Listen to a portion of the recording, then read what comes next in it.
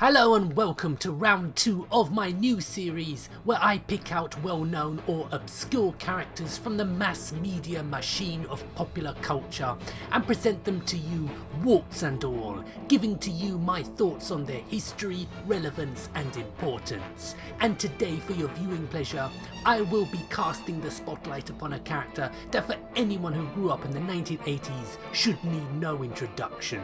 It's leader of the heroic Autobots and wielder of the creation matrix, Optimus Prime. Now, being a fictional character from an alien race of giant robots with the ability to transform into all manner of weaponry and vehicles sounds like a simple premise, but there's more than meets the eye with the backstory of not just Optimus Prime here, but all of the original lineup of characters that make up what has been retroactively termed Generation 1.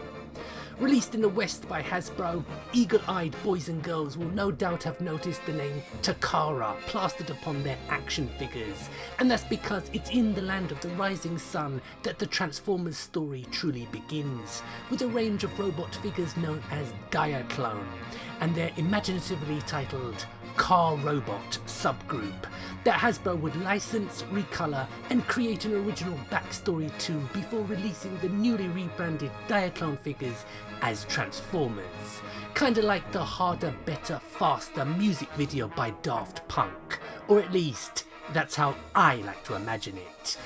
Hitting store shelves the world over back in the dark Orwellian times of 1984, kids went absolutely mental for the robots in disguise, to the point that there were famously near riots in the lead up to the Christmas rush, as parents everywhere went to some pretty extreme measures to get their spoilt offspring Optimus, Soundwave, Grimlock, Jazz, or whoever was their favourite character from the ever-increasing roster of new faces to appear in both the popular animated series and long-running Marvel comic.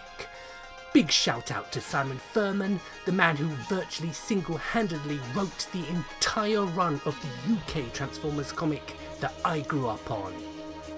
Now, despite being one of the most recognisable and most popular characters within the burgeoning Transformers universe of the mid-1980s, Hasbro at this time were even releasing Macross figures to unsuspecting kids outside Japan, the decision was made to bump off Optimus Prime and many older characters to make room for the new faces hitting stores, and they would do this in quite spectacular fashion, with an 18-minute animated feature packed to the gills with death and destruction that makes Michael Bay look restrained by comparison. Luckily, common sense would prevail after Hasbro were inundated with hate mail from angry parents, and Optimus would be resurrected to roll out another day, in the steroided shape of Power Master Optimus Prime, who featured heavily in the Japanese exclusive Transformers Super God Master Force, which is a bonkers attempt to turn Transformers into a more run-of-the-mill mecha anime of the time, which they probably hoped would never be seen by Western fans. But the cat's out of the bag and the show is available on DVD, and it's well worth a butcher's just for the sheer nuttiness of it, if nothing else. Beyond a brief stint as an action master, which were Transformers that couldn't transform and being killed off in the comics, again, this time fighting Unicron, Optimus would feature prominently in every relaunch and rebranding of the franchise, from Beast Wars, Armada, Robots in Disguise, and of course the love it or hate it live action outings, which I'll talk about more in another video.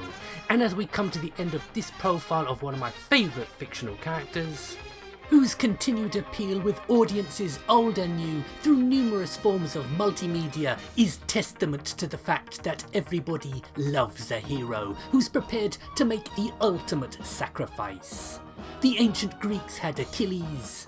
we have Optimus Prime. So my name's Gray, thank you for watching part 2 of my new series, Pop Culture Profiling. Part 3 will see me return to my gaming roots as I profile Nintendo frontman Mario. So happy new year everyone, as always I'll have more videos up soon, so please be sure to check them out. And let me leave you with legendary voice actor Peter Cullen to close the video. Laters. Let's roll.